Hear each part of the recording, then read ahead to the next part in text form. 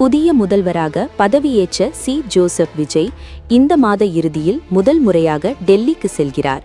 அங்கு பிரதமர் மோடி மத்திய அமைச்சர்களை சந்தித்து தமிழக திட்டங்கள் குறித்து பேச உள்ளார். தமிழ்நாட்டின் புதிய முதலமைச்சராக பதவியேற்ற சி. ஜோசப் விஜய் இந்த மாத இறுதியில் முதல் முறையாக டெல்லிக்கு செல்ல இருக்கிறார். இது அவருடைய முதல் அதிகாரப்பூர்வ பயணமாக இருக்கும். 3 நாட்கள் பயணமாக டெல்லிக்கு செல்கிறார் என்று தகவல்கள் தெரிவிக்கின்றன. இந்த பயணத்தின் போது முதல்வர் விஜய் பிரதமர் நரேந்திர மோடி, மத்திய அமைச்சர்கள் அமித் ஷா, நிர்மலா சீதாராமன் மற்றும் எஸ். ஜெய்சங்கர் ஆகியோரை சந்திக்க வாய்ப்புள்ளது. தமிழ்நாட்டில் நடந்து கொண்டிருக்கும் திட்டங்கள் குறித்து அவர்களிடம் பேசுவார் என எதிர்பார்க்கப்படுகிறது. பிரதமர் மற்றும் சம்பந்தப்பட்ட துறை அமைச்சர்களிடம் தமிழ்நாட்டின் தேவைகள் அடங்கிய கோரிக்கை மனுவை முதல்வர் விஜய் கொடுப்பார் என்றும் தகவல்கள் வெளியாகியுள்ளன.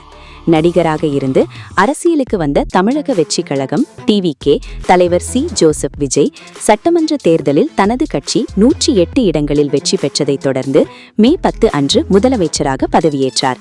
விஜய் திருச்சி கிழக்கு தொகுதியில் ராஜினாமா செய்துவிட்டு பெரம்பூர் தொகுதியை தக்க வைத்துக் கொண்டதால் டிவிகே கட்சிக்கு தற்போது சட்டமன்றத்தில் 107 இடங்கள் உள்ளன.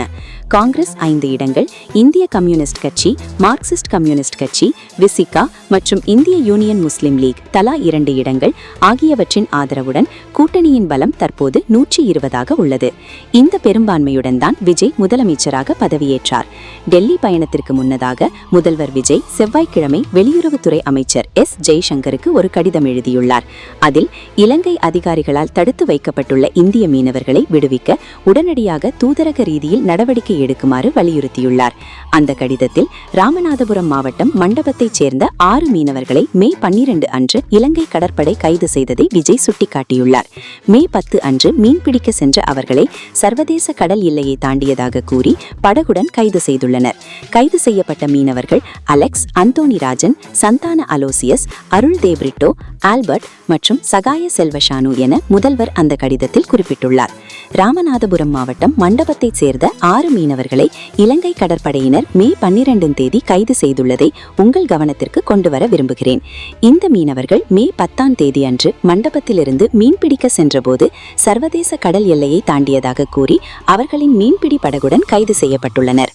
கைது செய்யப்பட்ட 6 மீனவர்கள் திருவாளர்கள் அலெக்ஸ், அந்தோனி ராஜன், சந்தான அலோசியஸ், அருள் தேவ்ரிட்டோ, ஆல்பர்ட் மற்றும் சகாய செல்வஷானு ஆவர் என்று விஜய் தனது கடிதத்தில் எழுதியுள்ளார். தற்போது 54 இந்திய மீனவர்கள் இலங்கை சிறைகளில் உள்ளதாகவும் 264 மீன்பிடி படகுகள் இலங்கை அதிகாரிகளால் பறிமுதல் செய்யப்பட்டுள்ளதாகவும் விஜய் மேலும் குறிப்பிட்டுள்ளார்.